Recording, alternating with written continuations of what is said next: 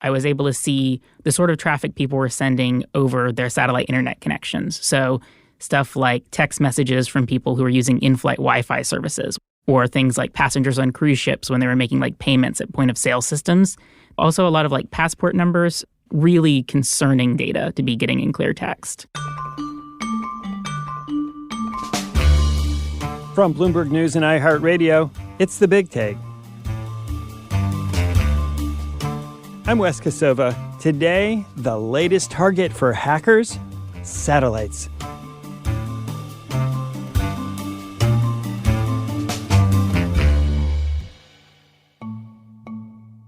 Thousands of satellites circling high above our heads make it possible to do many of the things we take for granted every day. When you send a text, find your way with Google Maps, use your credit card, even check the time on your phone, chances are some bit of your info was beamed up to a satellite from one place and beamed back down instantly to where it needed to go. The downside to this invisible miracle of technology? Satellite systems aren't always as secure as they should be.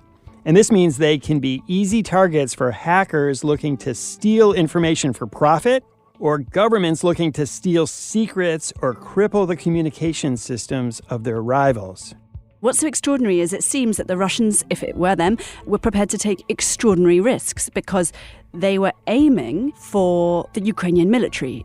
That's my Bloomberg colleague, Katrina Manson. She investigated a real-life example of this, a mysterious satellite hack on the day Russia invaded Ukraine.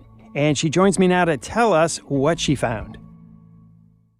Katrina, can you start by describing the satellite hack that happened in February of 2022, just a little over a year ago?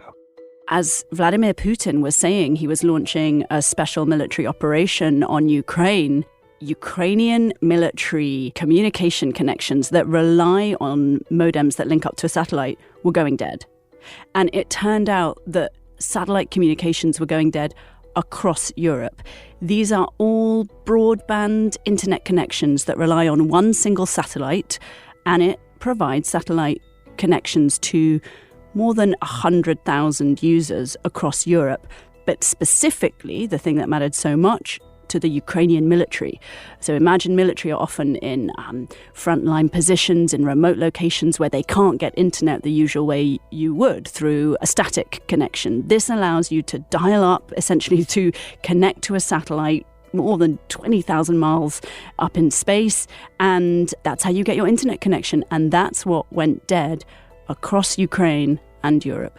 Now, this satellite is owned by a company named Viasat. That's a US company based in California. So a continent away, users who rely on that satellite, their connections started going dead. So when that happened, what actually was happening? Why were these connections going dead? After a lot of research and forensic analysis and all the things that people have to do to what's called reverse engineer a hack like this, and it turns out to have been a very complicated hack, attackers breached what's called a VPN, a virtual private network. That's an entry point into a network that is meant to be secured. It wasn't. There was what's called a misconfiguration. We don't have much more information about that. They got into the network and then they moved across the network. Again, another thing they shouldn't be able to do. There should be doors, as it were, fire doors preventing you from making the next move. They get to a network management server. That's essentially something that controls the flow of information. They put in a malicious software toolkit. That's basically the bad instruction. And then that bad instruction is sent to modems across Ukraine and Europe, and it wipes the modems. It overwrites a part of the modem which is used for memory, and the modems are no longer operable. They can no longer make that connection to the satellite, the rest of the system, get online. So essentially, a piece of malware was distributed throughout the network and it fried the modems. It's a really extraordinary attack because people connect to the internet through the satellite just via your home modem. That's the same thing that gets the internet signal into your house, and then it's often distributed through a router so you can connect via Wi-Fi. That was the ultimate target of the attack. So more than 45,000 modems that connect to this satellite system effectively were wiped. And when they were wiped, they couldn't make the connection. So they determined that this was a hack. Do they know who did the hacking? Well, interestingly, Viasat, the company that owned the satellite, and its partner, Eutelsat, that's a French company that ran the network in partnership with Viasat, have never said. They have only ever said attackers. When I press them, they explain that they are quite cagey in order to preserve the network. What did happen is it fell to countries. It fell to the European Union, to the US, to the UK, Australia and Canada to blame Russia. And on what basis did they blame Russia for being responsible for this attack? US intelligence spent something like 4 weeks looking into this attack. At the moment that the attack happened, Viasat told defense contractors and the US government through a specific way that they share information, because that same satellite that provides your average internet for users at home who just want to stream movies or just go on the internet, that same satellite also provides sensitive government services. It's a different part of the satellite, but Viasat immediately informed its government partners, and the US launched an intelligence investigation into what had happened. So did intelligence services in France and the UK, and after 4 weeks, US intelligence determined that the GRU were the attackers. The GRU is a Russian military intelligence unit that has acquired quite a reputation for hacking. Do they say with certainty that it was the Russians, or they just suspected? How were they able to determine that it was actually the GRU? They haven't said much about that. And in fact, in the public attribution, I think it's only one country, Estonia, that has ever publicly labelled it as the GRU. So all of these assessments have stayed private, but the EU blamed clearly Russia. Others blamed Russian military hackers. So there's a range of public attribution, but the private work of the intelligence community is not something that anyone's made public. And I imagine that the Russians take exception to this conclusion? I did speak to the Russian embassy in Washington, D.C., and the statement they sent me, I think, said this is total nonsense. Internet users who were customers of this satellite had their internet knocked out, but they weren't really the target of this hack. Is that right? Yeah, what's so extraordinary is it seems that the Russians, if it were them, were prepared to take extraordinary risks because they were aiming for the Ukrainian military communications, and that's what was knocked out. But there was what's called overspill. So I'm told that they knew that the attack that they pursued would affect other countries. And not only did it affect other countries, they were NATO countries, and it wasn't just people sitting at home, it was critical infrastructure. So 5,800 systems that monitor wind turbines in Germany and across Europe, those monitoring systems were knocked out. That counts as critical infrastructure, which is protected. And the other is just sitting at home, being on internet. Internet communications are considered critical infrastructure. All of that is significant because it raises the question of whether NATO had any responsibility or potential to respond. Article 5, which is that mutual defense clause, the idea that if one is attacked, everyone is attacked and you can respond, has been very clearly expanded to include cyber. No one's ever acted on that yet, but there was potential for NATO to say, we too have been attacked. What was the fallout? What eventually happened? How did they fix the problem? They ended up having to send out more than 45,000 modems, and this took weeks. They say that they prioritized getting modems to Ukrainian distributors. So that was their main effort. And then I think the other thing that's really interesting is the US led a quiet diplomatic campaign over the course of 6 weeks.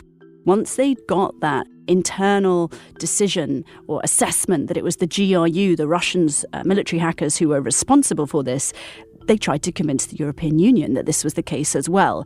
They shared technical information, and then they went above and beyond and shared additional intelligence information with two key members of the European Union who were also the biggest victims of this attack outside of Ukraine, France and Germany. And that is so important because they are also the most influential members of the European Union, and they have also historically been very reluctant to blame anyone for attacks in public. Even if they reach that same assessment in private, they don't tend to attribute attacks because of two main reasons, really. One, you can make things worse. You can incite attacks against yourself, and you could be wrong. It's quite difficult to do attribution. And I'll add a third. Germany in particular was navigating very complex relations with Russia right at the start of that invasion because it took them so much by surprise. And figuring out what their response would be, of course, changes the rest of European history. In the end, did the alleged target of this attack, the Ukrainian military, suffer big setbacks in the early days of the war because of this? Was it successful in carrying out what it was trying to do? One senior Ukrainian cyber official said they suffered a really huge loss in communications at the start of the war. That's pretty much the most they've ever put on record about this. My understanding is that two main things were affected. Military communications, command and control, your ability to reach your frontline troops and say, move your troops here, really, really matters at the start of any invasion, and particularly this invasion, which, as we know now, the Russians were intending to take the capital within 3 days. This was intended to be a blitzkrieg. So disabling satellite communications and the ability for the military to move around and respond was an attempt to stave off any counterattack by the Ukrainians. Ultimately, it did not work, but that was what I'm told is the intention. The other thing is that drones for espionage, for tracking where the Russians are, rely on satellite internet, and I'm told that it affected that as well. I think what's interesting about this is the Ukrainians were able to come back very, very quickly, essentially because of a tweet to Elon Musk and saying, can we please have Starlink? Starlink is the satellite system owned by SpaceX, that's Elon Musk's SpaceX, that provides equivalent satellite internet. It works in low Earth orbit, so it has multiple thousands, in fact, of satellites circulating the Earth, so it's harder to take out a single satellite, whereas the Viasat system relied on a geostationary satellite much higher up and just that one single satellite. Viasat continues to face threats against this network. They told me they face ongoing and dynamic threats, even up to today. So although nothing has been successful at all in the way that February attack was last year, it certainly could conceptually happen again. Our conversation continues after the break.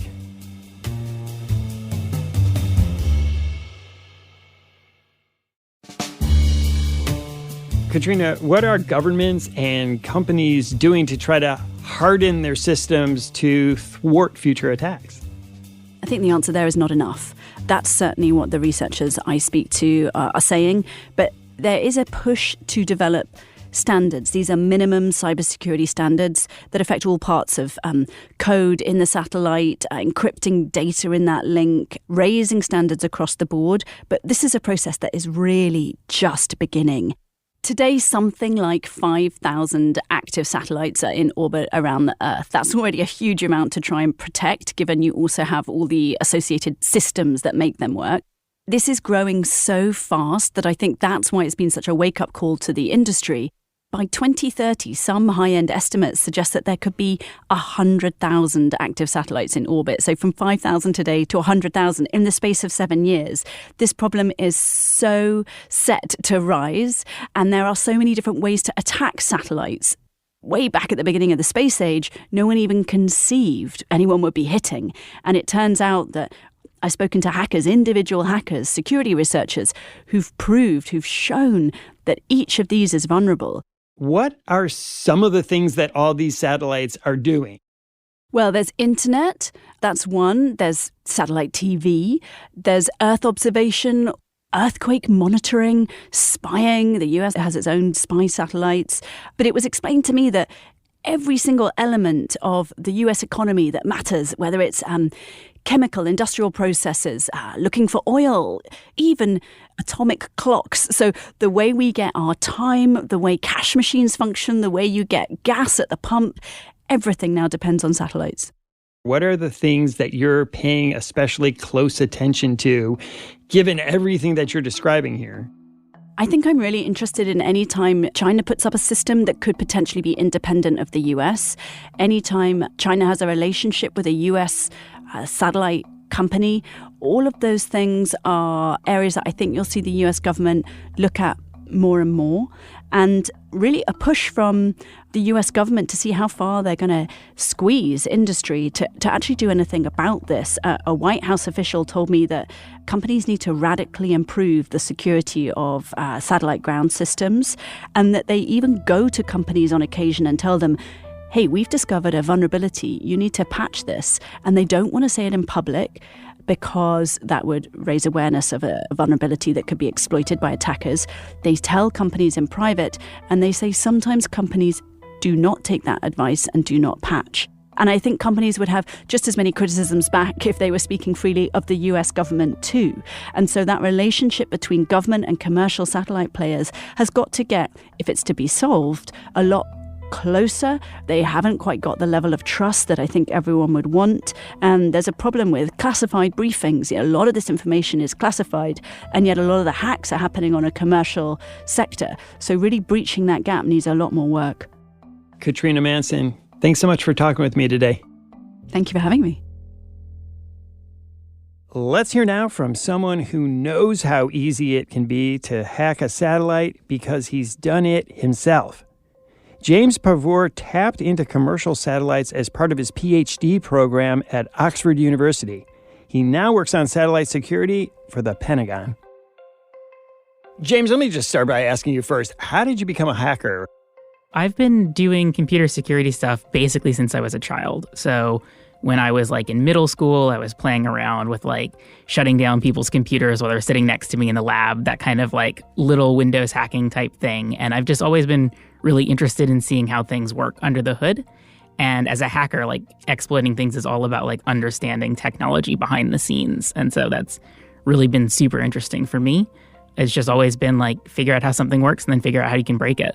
And then you took that kind of playing around as a kid much more seriously, a PhD now from Oxford. And as part of that dissertation, you actually were hacking satellites for real to show vulnerabilities. Is that right? Yeah, exactly. So over the course of my PhD at Oxford, I focused on satellite system security, and in particular, the radio signals that come to satellites from internet users and satellite broadband services. When I say satellite broadband services, what I really mean is basically when you're using a satellite to get internet access. And typically that means that you send a message up to the satellite, which is get me this website. And the satellite's basically a bent pipe. You can think of the satellites as fairly dumb objects. They receive data on one antenna, and then they take the data they receive and send it out on a different antenna, basically. And they do no thinking, no processing, at least for internet satellites. So they're just a pipe. You put information in one side and it comes out another side. And the only difference is when it comes out, it covers a huge area. And so when you send internet requests up to a satellite, you're just pumping information into this pipe, and then it's coming out the other side to your internet service provider. And when you get a response, like a web page you've downloaded or a document you've received, it's the same thing. The service provider is putting it into one end of the pipe, and then it's coming out at the broad end to your dish. The interesting thing about satellite services is that beam that comes back down to you can cover a third of the Earth's surface. So an attacker can be thousands of miles away and getting that information. So I bought some gear and pointed it at satellites and tried to interpret what was going on. And it turns out there's lots of really interesting and really sensitive information in these signals that an attacker with relatively inexpensive equipment can get access to. So you said you bought equipment. What did you buy? I mean, is it going on Amazon, just getting common stuff? Basically, yeah. So about $400 in home television equipment, the kind of satellite dish that you'd see on someone's house if they had satellite internet service, and then a special card that is designed to let you watch satellite TV on your computer. But I basically repurposed it to take these internet signals and get them in a format I could mess around with. I pointed my dish at satellites in geostationary orbit, so that means they're 30,000 kilometers above the Earth's surface, and they basically don't move. They're always in the same spot in the sky, which makes them pretty easy to find and intercept signals from. And these were primarily broadband internet services, and I was able to see the sort of traffic people were sending over their satellite internet connections. So stuff like text messages from people who are using in-flight Wi-Fi services when they're on transatlantic flights, or things like passengers on cruise ships when they were making payments at point-of-sale systems. So also a lot of passport numbers. So when cruise, especially cargo vessels pull into ports, they'll send information about everyone on the ship to the port authorities. that's typically over a satellite feed. And so it's pretty easy to identify those messages when you're like listening to the satellite traffic and just get like a list of everyone on the crew and when they were born and what their passport number is. Like really concerning data to be getting in clear text. Did it surprise you how much you were able to get? Yeah, I was stunned. I think that a lot of it comes from an assumption that you would need much more expensive equipment. The gear I used was very unreliable. If I wanted to use it to actually be a satellite internet customer, it wouldn't work because I was missing a lot of packets. There was a lot of corruption.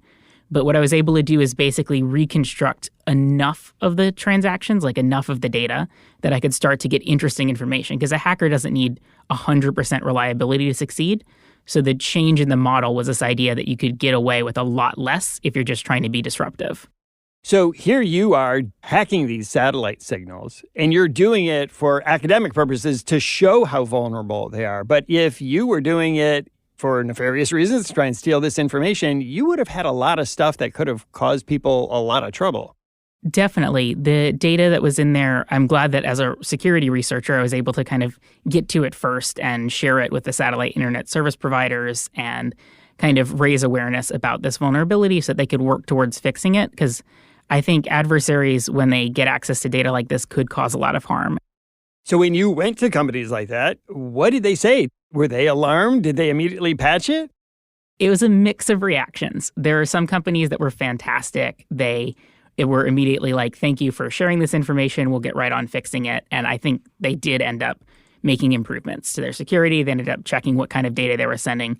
There were other companies that either ignored the research, like never responded, or there were even some who like threatened to sue us.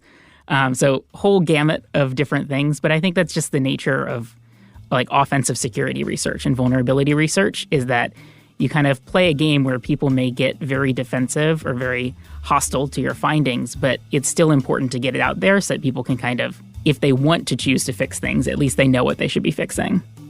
We'll be right back.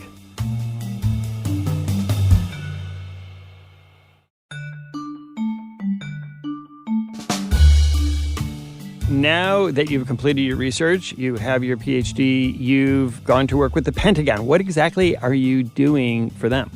I work at the Chief Digital and Artificial Intelligence Office, which is a new office within the Office of the Secretary of Defense. And my agency within that is called the Directorate for Digital Services. And it's a pretty generic name because the job is incredibly broad. It's a lot of like emergency engineering. So like something pops up in the world that needs something built, coded, or developed within like 48 hours. And so instead of like going to defense contractors, we have like in-house engineering expertise who can build that kind of emergency tech. So obviously I can't go into a ton of detail about all the projects I work, but it's a lot of just like really rapid organic software development and security work and advisory work for like very impactful topics. What attracted you to the Pentagon? I think for me, the opportunity to work as a civil servant in government is really compelling because you're close to the decision makers who are kind of deciding what the future of, in this case, the military will look like. And having a seat at that table and having a voice in those conversations can be a much bigger impact than simply like finding vulnerabilities at a big contractor and then selling them off. So for me, that's what really matters, is this idea that I could shape a safer future by being in the room when those conversations are happening.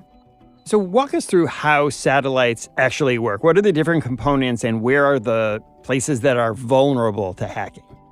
You can break satellite security into, I guess, there are 4 domains that I like to think about. One is the ground systems. So those are the devices that users use to connect to the systems. Think like a Starlink modem or a ground station that's run by a satellite service provider to collect data from their satellites. And when you're hacking ground systems, typically it's going to look a lot like bread and butter hacking. You're going to be targeting like the Windows computer that's plugged into the satellite antenna and using like your Windows malware to exploit it. Then there's the communications link. So that's the radio signals that go from a ground station to a satellite. And that's what I was looking at in my PhD thesis for the most part. That's often like radio signals engineering type work and kind of looking at communications security. Then there's the bird. So there's the satellite in orbit. And there's kind of a zone of trust. Once you're on the satellite, everything on the satellite trusts everything else on the satellite. So if you were to compromise a camera on a satellite, you could send instructions to a flight controller because they're all plugged into the same bus, which is basically like a wire that sends messages from devices to other devices. And so when you're thinking about satellite security, it's often about compromising these embedded systems in orbit.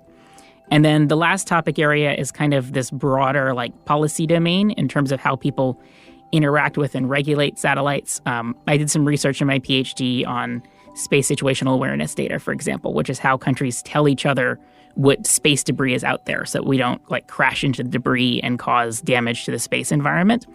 And so I looked a lot at what happens if countries lie to each other, how could those lies be detected? And that's kind of more ephemeral. There's not a part of the satellite you can touch that is that, but it's still an important component of space security. James, which of those 4 areas of vulnerability you're describing are the easiest for hackers to pry their way in? I think the vast majority of historical attacks on satellites have been against either the radio domain, primarily jamming attacks. So a lot of countries, as a mechanism of censorship or protest, will jam other people's satellites, and that's been going on for decades. And then there's also the ground systems, because there's so much traditional IT systems with just Windows computers plugged into a satellite antenna. It's easy to either accidentally hack them if you're just doing a broad attack, or to find and hire the expertise you would need for a more targeted attack against those. So what can companies, governments do to protect satellites, actually enhance the security so this sort of thing doesn't happen? I think that opening up a little bit to security research is a big step in that direction. The industry has gotten by for a long time on this assumption that satellites are so expensive and so complicated that no one will ever be able to hack them. And that has sort of been true, but as technology has advanced and satellites have become more and more like other Internet of Things devices, basically, that's getting less true. And there are transferable skills hackers might develop that can be applied to satellites. And so I don't think the space industry can continue to kind of hide in the shadows and get by with their easier targets so no one's going to bother with us. And so relying on open source protocols that can be validated at source code level for their communications, and relying on open firmware and operating systems that people can test and prove are secure will go a lot further than hoping that your embedded proprietary software will just never be figured out by an adversary. I think that there are tons and tons of people out there who would love to hack satellites, who would love to do research for free as basically a donation to the world to make it more secure because they think hacking satellites is cool. Don't think I'm the only person like that out there. I've met other people like it. And if the space industry gives people the opportunity to contribute within the security research community, I think they'll be able to make really big progress in securing these platforms. What concerns you the most? What is the thing, as someone who knows how vulnerable these systems can be, makes you think, this is the thing that makes me worry? For me, it's the environment. So most of the repercussions of a satellite compromise are bad. They could be very bad. You could compromise GPS and it could lead to a terrestrial catastrophe. But however bad it is, eventually we'll get over it. So I guess one of my biggest concerns is less about the virtual effects of hacking satellites, stealing data or disabling them, and more about the kinetic and physical effects, because those can have a lasting effect on the environment. So if a satellite is destroyed in orbit in some way, that can have huge environmental repercussions. If someone hacks a rocket and causes it to break during a launch sequence, for example, then you end up with pieces of space debris that are stuck in orbit for centuries. They move at literally bullet-like speeds. And if they crash into other pieces of space debris or into each other, they can generate basically a debris cascade and block orbit for a long period of time and have a lasting detrimental impact on our ability as a species to make use of outer space. So when you look ahead, do you think satellites become more secure, or do you think we go through a period of kind of chaos and uncertainty before something gets done? I am cautiously optimistic that satellites will become more secure. There is really great momentum around satellite security that's formed in the last 4 or 5 years. We have DEF CON, which is a big hacker conference in Las Vegas every summer.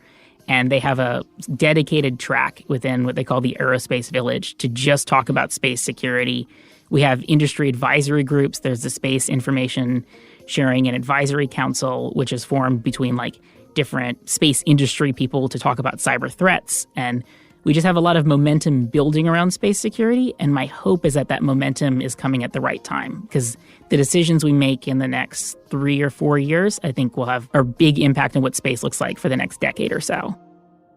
James, is there anything that we can do just as, people, consumers of technology to protect ourselves?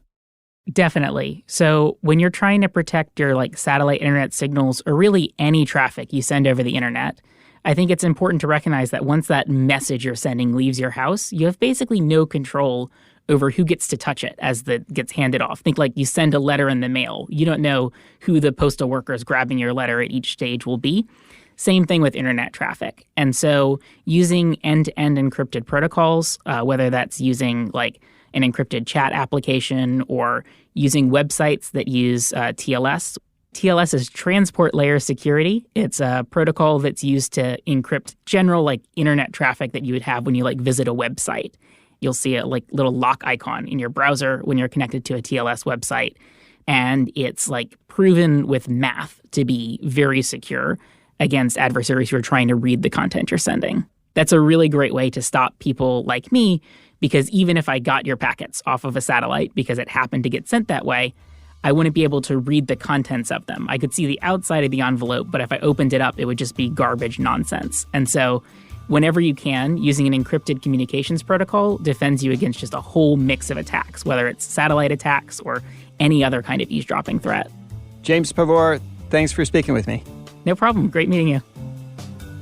Thanks for listening to us here at The Big Take. It's a daily podcast from Bloomberg and iHeartRadio. For more shows from iHeartRadio, visit the iHeartRadio app, Apple Podcasts, or wherever you listen. And we'd love to hear from you. Email us questions or comments to bigtake@bloomberg.net. The supervising producer of The Big Take is Vicky Vergolina. Our senior producer is Catherine Fink. Rebecca Chasson is our producer. Our associate producer is Sam Gebauer. Hilda Garcia is our engineer. Our original music was composed by Leo Sidran. I'm Wes Kosova. We'll be back tomorrow with another Big Take.